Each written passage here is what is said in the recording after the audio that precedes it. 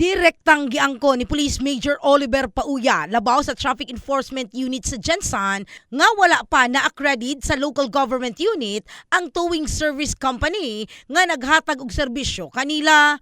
So wala na talaga tayong time na magtapa sila.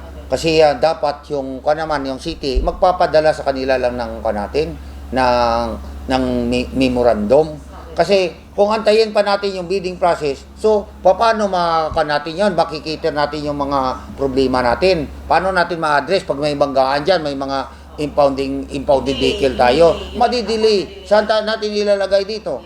Hindi nga yan pwede dito sa natin. So kita mo naman, halos hindi na makadaan ng sasakyan nga dito. Dugang ni Pauya sa pag-atubang niya sa sesyon na kalabing bulan, gibutyag niya nga kinahanglan na nga mupalit og towing service sa LGU.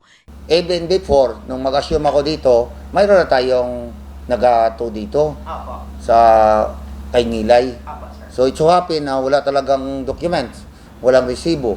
So hindi talaga pwede. Kaya nga nagpapadala tayo ng letter sa kanila, pina-call natin dito, pina-meeting natin dito para at least mabigyan talaga ng solusyon. So binigyan natin ng leeway, hindi man din nakakomply.